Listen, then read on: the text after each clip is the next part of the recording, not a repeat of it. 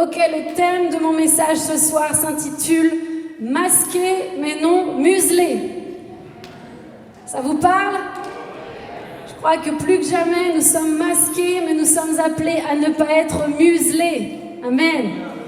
J'aimerais que nous puissions pour ça prendre la parole de Dieu dans le livre des Actes. Et comme vous l'avez entendu, l'église SOS, c'est le livre des Actes. La vision, c'est les livres des Actes à Lyon jusqu'aux extrémités de la terre. Donc je rappelle aussi que nous aimons quand ceux et celles qui font de l'église SOS, leur église, viennent avec leur Bible. Amen. Venir à l'église sans sa Bible, c'est égal à aller à la piscine sans maillot de bain. Vous oubliez l'essentiel, les amis. La Bible est ce maillot de bain spirituel dont nous devons nous revêtir à chaque fois que nous venons dans la présence de Dieu. Il n'y a rien de plus précieux que de prendre la Bible, de tourner les pages, de se l'approprier soi-même. Amen. Si tu es là pour la première fois, que tu n'as pas de Bible ou si tu démarres dans la foi, nous serions heureux de t'offrir la parole de Dieu. N'hésite pas de te servir à la sortie et reçois ce cadeau qui est le plus beau cadeau que Dieu nous ait fait. Amen. Alors, acte 4, et on va lire un petit peu, moi j'aime bien ça. Tout est basé sur la parole de Dieu, rien n'est fait sans elle, et je vais simplement partager 3 points que Dieu a mis sur mon cœur par rapport à ce texte. On va lire du verset 1 au verset 21. Tandis que Pierre et Jean parlaient au peuple, survinrent les sacrificateurs, le commandant du peuple et les Sadducéens, mécontents de ce qu'ils enseignaient le peuple et annonçaient en la personne de Jésus la résurrection des morts. Ils mirent les mains sur eux et ils les jetèrent en prison jusqu'au lendemain, car c'était déjà le soir. Cependant, beaucoup de ceux qui avaient entendu la parole crurent, et le nombre des hommes s'éleva à environ 5000. Le lendemain, les chefs du peuple, les anciens et les scribes s'assemblèrent à Jérusalem avec Anne, le souverain sacrificateur, Caïphe, Jean, Alexandre et tous ceux qui étaient de la race des principaux sacrificateurs. Ils firent placer au milieu d'eux Pierre et Jean et leur demandèrent « Par quel pouvoir ou au nom de qui avez-vous fait cela ?» Alors Pierre, rempli du Saint-Esprit, leur dit « Chefs du peuple et anciens d'Israël, puisque nous sommes interrogés aujourd'hui sur un bienfait accordé à un homme malade, afin que nous disions comment il a été guéri, sachez-le tous et que tout le peuple d'Israël le sache, c'est par le nom de Jésus-Christ de Nazareth que vous avez crucifié et que Dieu a ressuscité des morts. C'est par lui que cet homme se présente en pleine santé devant vous.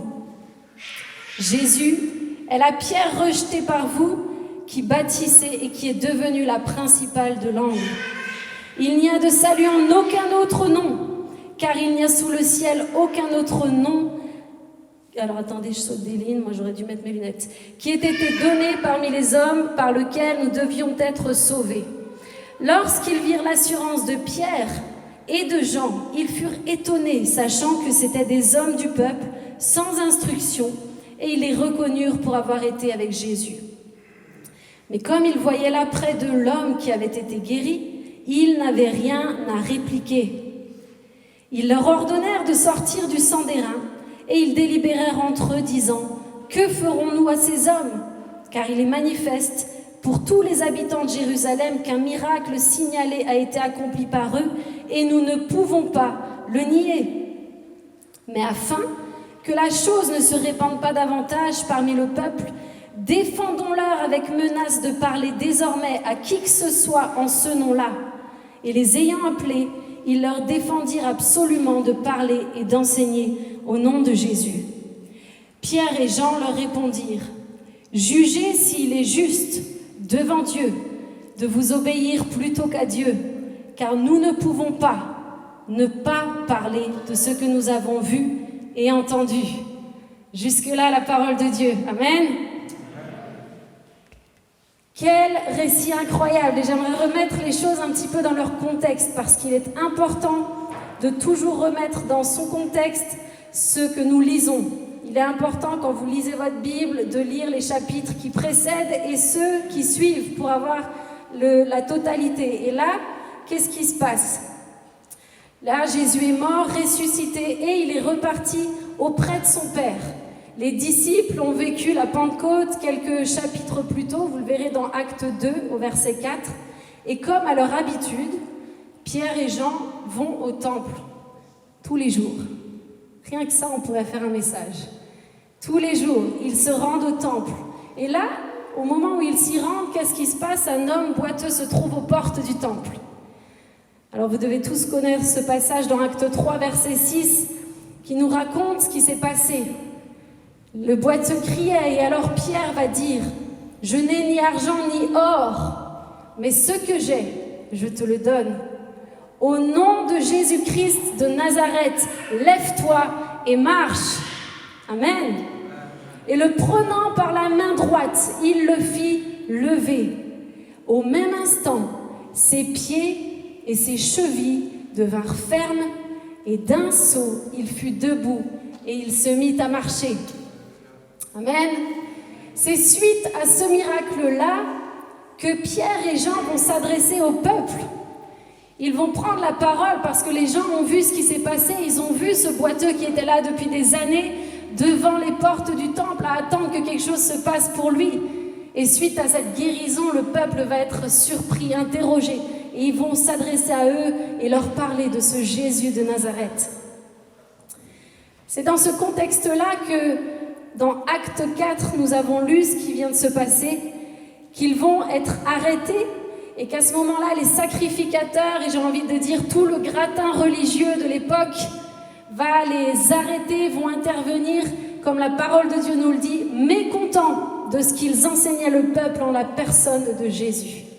Ils étaient mécontents de voir ce que les disciples avaient fait à ce moment-là.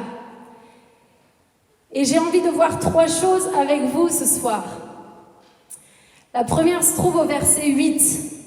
Il nous est dit, alors Pierre, rempli du Saint-Esprit, va prendre la parole et s'adresser au chef du peuple. Pierre va s'adresser aux anciens d'Israël. Il va s'adresser là aux instruits, aux grands. Il va s'adresser à des hommes qui sont les notables de l'époque. Et c'est là que nous pouvons lire qu'ils sont remplis du Saint-Esprit. Et mon premier point, c'est être rempli du Saint-Esprit. Qu'est-ce que cela veut dire? Peut-être tu connais le Seigneur depuis des années, peut-être que tu démarres dans la foi, peut-être que tu es là pour la première fois. Et j'aimerais simplement te rappeler qu'être rempli du Saint-Esprit veut simplement dire que lorsque nous faisons choix de suivre Jésus-Christ, lorsque nous l'acceptons dans nos cœurs, alors son Esprit Saint vient vivre en nous. Amen. Alors son Esprit Saint nous est envoyé, nous est donné comme ce cadeau, et nous avons un désir passionné pour suivre Jésus-Christ. Nous avons cette conviction profonde qu'il nous aime. Nous avons cette conviction profonde que nous lui appartenons. Et nous choisissons alors de nous engager dans les eaux du baptême. Et ensuite, le Seigneur, par sa grâce, vient nous baptiser de feu, vient nous baptiser de son Esprit Saint. Comme nous le dit Acte 2 au verset 4, ils furent tous remplis du Saint-Esprit. Tous. Qui que tu sois ce soir, si tu découvres la foi, laisse-moi te dire que le Saint-Esprit est pour toi. Il est pour chacun et tu peux découvrir cette merveilleuse personne. Amen. Le Saint-Esprit est cet être extraordinaire. Il n'est pas une puissance mystique, il est une personne que nous chérissons, que nous découvrons jour après jour, dont nous aimons la présence plus que toute autre chose. Amen. C'est mon premier point, il est bref, mais je voulais le rappeler. Voilà ce que veut dire être rempli du Saint-Esprit. À ce moment-là, la parole de Dieu le précise. Pierre, rempli du Saint-Esprit. Maintenant, mon deuxième point.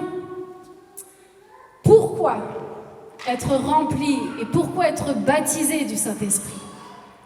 Pourquoi faire? Est-ce que ça vous intéresse? Pourquoi être rempli du Saint-Esprit? Au verset 13, il nous est dit « Lorsqu'ils virent l'assurance de Pierre et de Jean, ils furent étonnés, sachant que c'étaient des hommes du peuple sans instruction, et ils reconnurent là pour avoir été avec Jésus. Ils les reconnurent pour avoir été avec Jésus. Mais comme ils voyaient là près de l'homme qui avait été guéri, qu'est-ce qu'il nous est dit? Ils n'avaient rien à répliquer. L'assurance de Pierre et de Jean à ce moment-là est le résultat et la conséquence directe d'une vie remplie du Saint-Esprit. Amen. L'assurance que ces hommes vont démontrer à ce moment précis est le résultat d'une vie remplie du Saint-Esprit. C'est cette assurance-là qui laissera bouche bée ces chefs du peuple. C'est cette assurance-là qui laissera bouche bée ces religieux.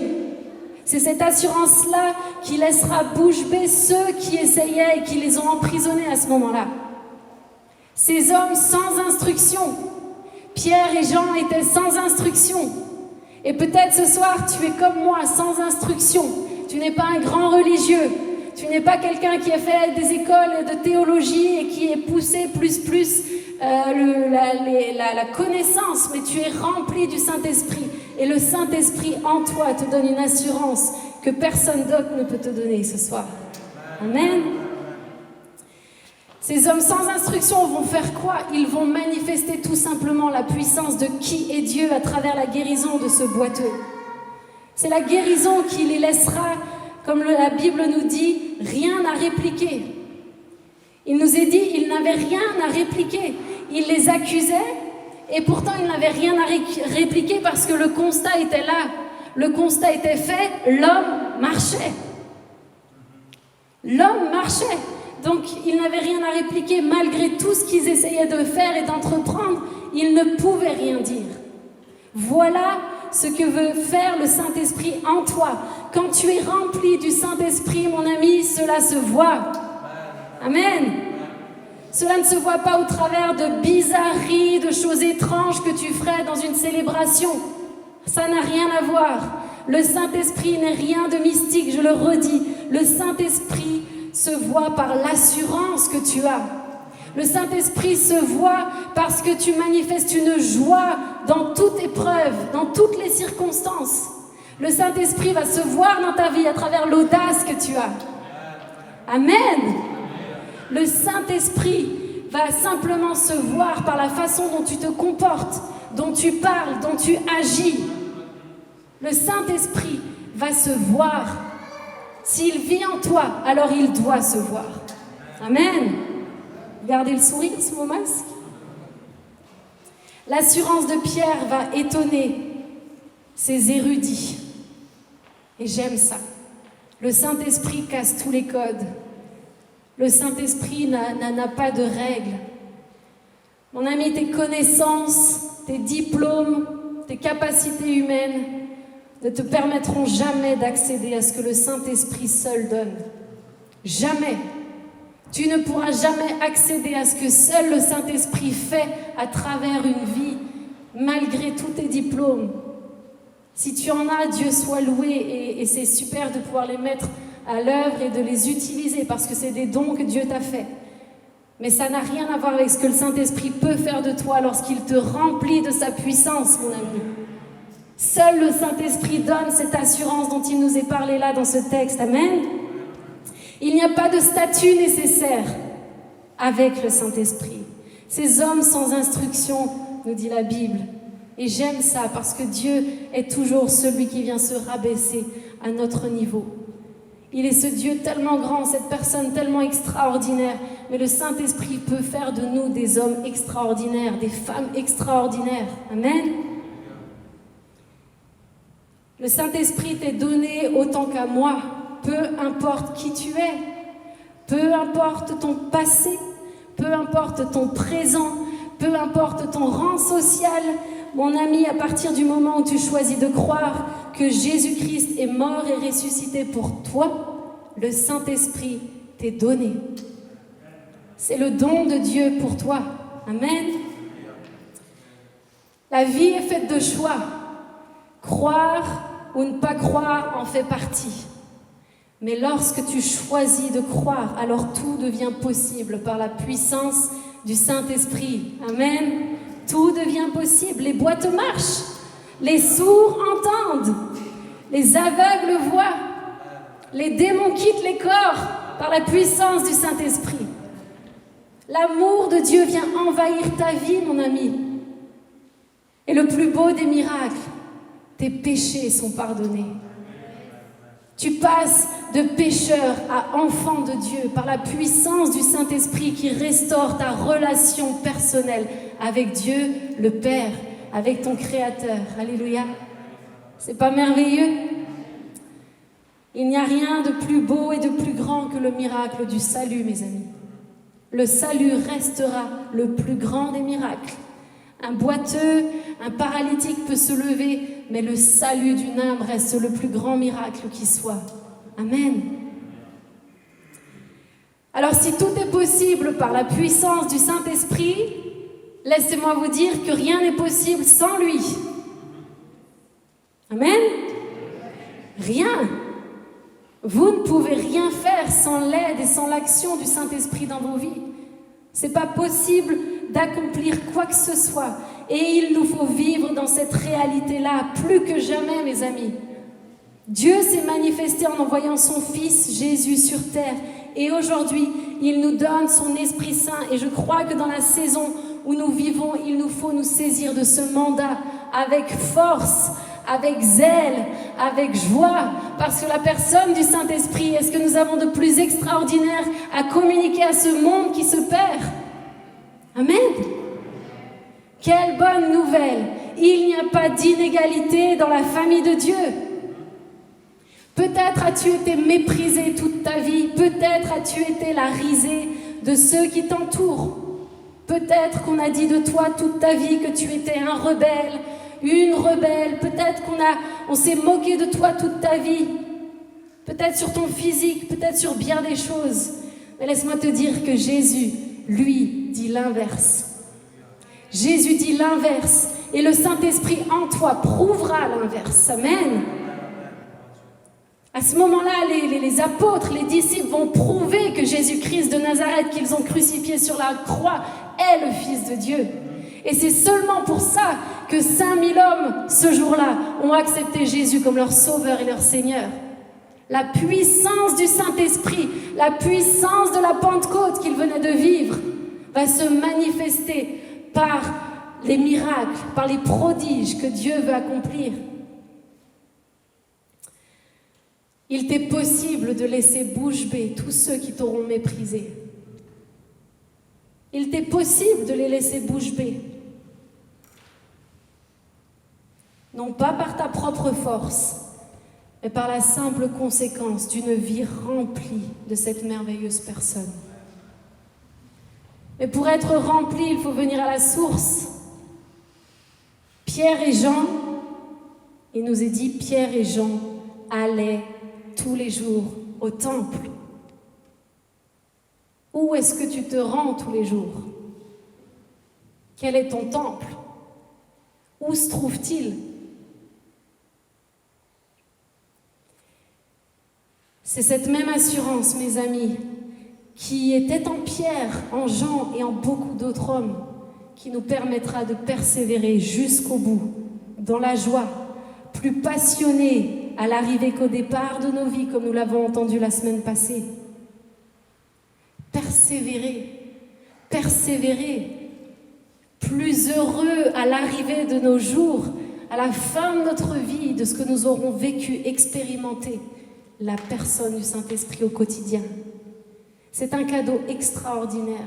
Le Saint-Esprit est un cadeau extraordinaire qu'il nous faut chérir, qu'il nous faut aimer, qu'il nous faut chercher. Amen. Voilà tout simplement pourquoi il nous faut être remplis du Saint-Esprit. Ce n'est pas une option, ce n'est pas un débat théologique sur lequel nous pouvons même passer une minute. Il nous faut être baptisés du Saint-Esprit. Il nous faut être remplis du Saint-Esprit. Il nous faut être remplis de la puissance de Dieu. Parce que sans le Saint-Esprit, il ne nous sera pas possible d'accomplir quoi que ce soit dans ce monde. Jésus nous a dit que nous sommes le sel de la terre, la lumière du monde. Et il nous a appelés à une seule mission, faire des nations des disciples. Amen. Mais sans le Saint-Esprit, c'est impossible. Jésus va lui-même dire dans Jean 16, verset 7, « Je vous le dis et je vous dis la vérité.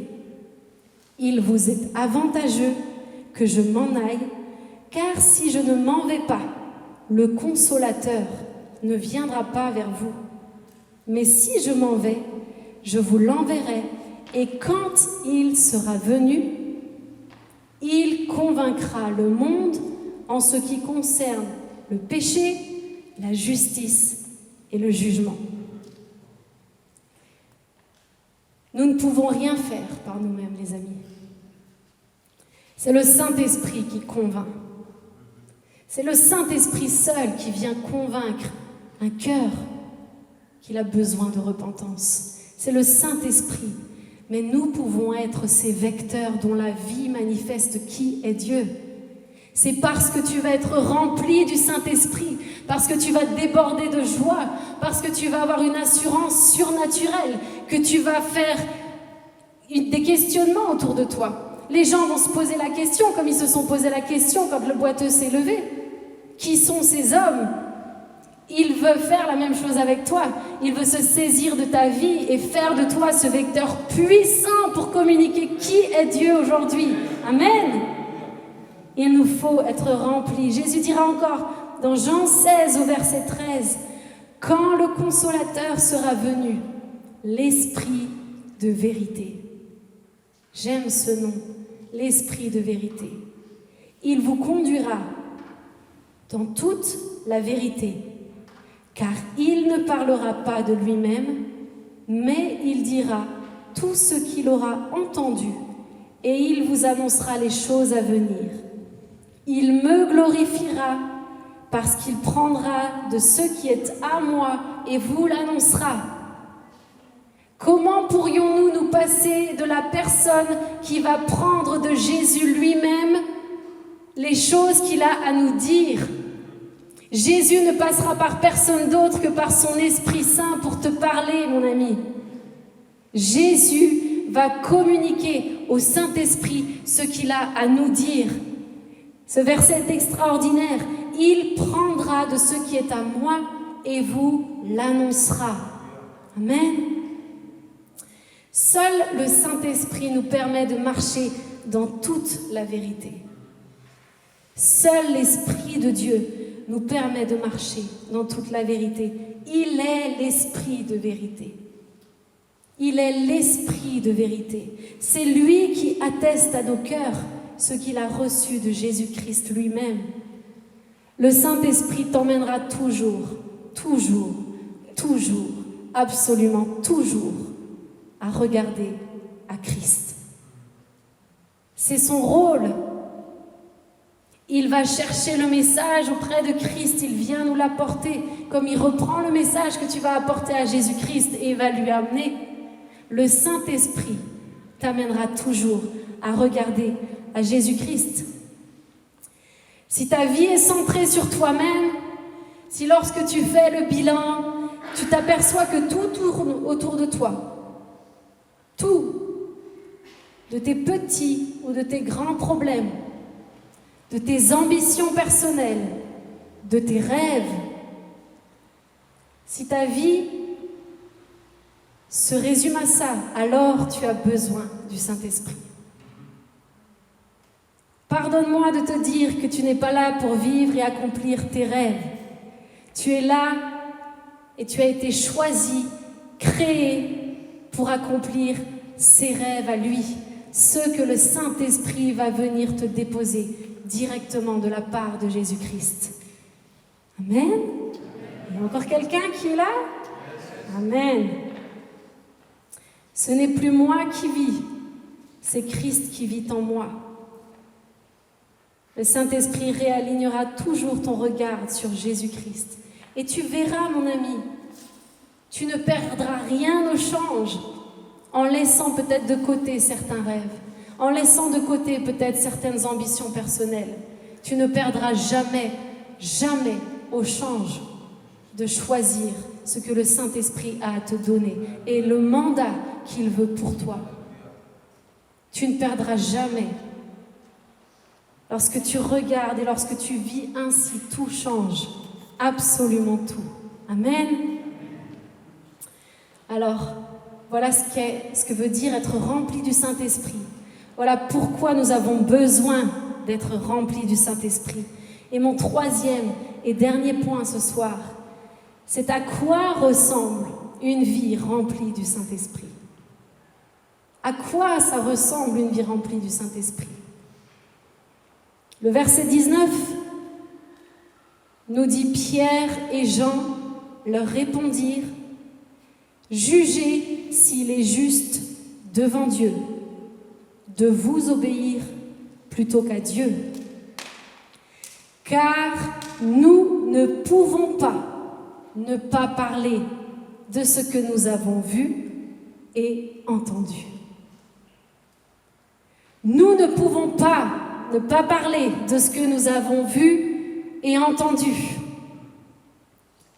Voilà ce à quoi ressemble une vie remplie du Saint-Esprit, les amis. Lorsque nous avons rencontré Jésus personnellement, lorsque nous avons vu, entendu et vécu la puissance de Dieu dans nos vies, à travers le Saint-Esprit, nous ne pouvons pas ne pas parler de lui. Amen. Nous ne pouvons pas ignorer ce qu'il a fait pour nous. Lorsque nous avons rencontré Jésus personnellement, nous ne pouvons pas oublier chaque fois qu'il a manifesté sa grâce dans nos vies. Chaque fois qu'il a pourvu à nos besoins, chaque fois qu'il a répondu à une prière. Vous savez, j'ai pour habitude d'écrire tout ce que Dieu fait.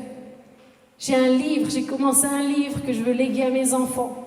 Il sera sûrement jamais édité, ça sera l'heure, mais je veux simplement qu'il puisse continuer l'histoire miraculeuse de notre vie de famille, de notre vie de foi, de notre aventure avec l'Esprit de Dieu. Et il est bon de compter les bienfaits de Dieu. Et lorsque tu es rempli de la puissance du Saint-Esprit, tu ne peux pas oublier lorsqu'il a manifesté sa grâce. C'est impossible. Nous ne pouvons pas nous taire. Nous ne pouvons pas ne pas déborder de joie au quotidien. Au quotidien, les amis, en pensant à ce que Christ a accompli à la croix pour nous. Ce n'est pas possible. C'est une équation qui ne marche pas. Lorsque tu es rempli du Saint-Esprit, tu ne peux pas vivre ta vie comme si le sacrifice à la croix n'avait pas eu lieu. Ou un jour si, l'autre jour non, une semaine ça va et je vis les montagnes russes spirituelles, un coup je vais bien, un coup je vais très mal, c'est impossible. Lorsque tu vis chaque jour, et je te parle d'aller au temple chaque jour les amis, je ne te parle pas de venir une fois à SOS le dimanche soir à 17h. Tu ne peux pas ne pas déborder de joie au quotidien. Tu ne peux pas être statique dans la louange. C'est impossible d'être statique dans la louange lorsque nous sommes remplis du Saint-Esprit. Pourquoi? Parce que l'Esprit de Dieu en toi est tellement fort et bouillonne tellement lorsqu'il a l'idée d'adorer Jésus qu'il ne peut pas rester statique. Ce n'est pas possible. Ce n'est pas possible. Je n'y crois pas. Je ne crois pas à quelqu'un qui me dit être rempli du Saint-Esprit qui resterait statique dans la présence de Dieu. Le Saint-Esprit en toi n'a qu'un seul désir, qu'une seule passion, c'est d'élever le nom de Jésus, c'est de louer le nom de Jésus, c'est de glorifier Jésus dans toutes circonstances, parce qu'il nous est dit que malgré les circonstances, Christ est ma joie, Christ est mon espérance, Christ est mon assurance. Amen. Il n'est pas possible d'être statique lorsque nous l'adorons. Il n'est pas possible d'être défaitiste dans la vie lorsque nous sommes chrétiens remplis du Saint-Esprit. Il ne nous est pas possible d'être fatalistes lorsque nous regardons à la société qui nous entoure aujourd'hui. Il ne nous est pas possible. Tous les jours, j'entends les gens râler, les gens qui ont peur, les gens qui se disent « Oh, ma belle France, où va ma France? Quelle est ma France ?» Il n'est pas possible d'avoir un langage pareil lorsque tu es rempli du Saint-Esprit. Nous avons une espérance qui est bien au-delà de toutes les circonstances de ce monde, les amis. Amen. Il ne t'est pas possible d'être égoïste. SOS est une famille généreuse parce que nous croyons que l'action du Saint-Esprit dans une vie te rend généreux. Tu ne peux pas faire autrement que de déborder d'amour pour les autres. Tu ne peux pas faire autrement que d'avoir un cœur pour ceux qui t'entourent. Tu ne peux pas faire autrement que d'avoir envie d'ouvrir ta maison pour ceux qui ont besoin de grandir avec Jésus, de trouver le réconfort, d'être réconcilié avec Dieu. Il n'est pas possible de garder sa maison fermée lorsque nous sommes remplis du Saint-Esprit. Nous sommes généreux parce que le Saint-Esprit en nous rend généreux. Amen. Il ne nous est pas possible d'être insensibles lorsque nous voyons la misère de ce monde. Ce n'est pas possible. Ce n'est pas possible. Ce n'est pas possible d'être rempli du Saint-Esprit et d'être insensible lorsque nous voyons la misère du monde qui nous entoure. Autant qu'il ne nous est pas possible, et il ne t'est pas possible, de jouer un double jeu en vivant dans le péché, pensant que Dieu est toujours à tes côtés. Lorsque tu es rempli du Saint-Esprit, mon ami, il ne t'est pas possible de continuer à vivre dans le péché. Le Saint-Esprit te pousse à regarder vers Christ et Christ te poussera toujours à vivre dans la vérité. Et la vérité te poussera toujours à vivre dans la sainteté. Il n'est pas possible de vivre une double jeu avec le Saint-Esprit, avec Christ lui-même en nous, manifesté par son Esprit Saint. Amen. Il ne t'est pas possible de ne pas être différent de ce que le monde nous propose. Ce n'est pas possible. Ce n'est pas possible d'être rempli du Saint-Esprit, de se dire chrétien, et de ne pas être différent de ce que le monde te propose. Si tu n'es pas différent, alors pose-toi les bonnes questions. Si tu ne fais pas ni plus ni moins ce que ceux qui sont à ton travail, à l'école feraient, alors pose-toi les bonnes questions, mon ami. Qu'est-ce que tu vis? Qu'est-ce que tu fais de ton salut? Ce salut précieux que Christ t'a accordé en pardonnant tes péchés. Comment l'honores-tu au quotidien? Comment recherches-tu à grandir avec lui? Comment recherches-tu à grandir chaque jour avec lui? Comme je le disais tout à l'heure, pas chaque dimanche à 17h, chaque jour, quotidiennement, les disciples allaient au temple tous les jours. Pourquoi? Parce que quand tu es rempli du Saint-Esprit, quand tu as compris ce que Christ a fait pour toi et que tu as compris ton état de pécheur sans lui, tu ne peux pas faire autrement que d'aller tous les jours dans sa présence, tous les jours à la croix, tous les jours venir chercher en lui, puiser en lui la force nécessaire pour tenir ferme. Amen. Si ta vie chrétienne est une tradition et non une relation personnelle avec Jésus, alors laisse-moi te dire qu'elle ne vaut pas la peine d'être vécue. La vie chrétienne n'est pas une tradition. La vie dont on vous parle ici à SOS n'est pas une tradition. C'est une relation personnelle, intense et intime avec Jésus-Christ. Comme je le disais tout à l'heure, il n'y a pas de meilleur moment pour moi dans la vie, et je pèse mes mots, que ceux que je passe seul à seul avec le roi des rois. Seul à seul avec mon maître, à genoux dans sa présence sur ce tapis que j'ai dans mon salon. J'aime ces moments-là. Il n'y a rien de meilleur que ces moments-là. Il n'y en a pas d'autre. Et il est possible pour chacun de le vivre. Si ton cœur ne vibre plus pour ce monde, si tu n'as plus de compassion, comme Jésus l'a bien été, bien souvent, il nous est dit, ému de compassion. Si nous n'avons plus de compassion, alors peut-être que ce soir, tu as besoin d'être renouvelé par le Saint-Esprit. Et je crois de tout mon cœur que c'est ce qu'il veut faire. Je crois de tout mon cœur que ce message est là pour nous encourager. Il n'est pas là pour nous abattre, les amis.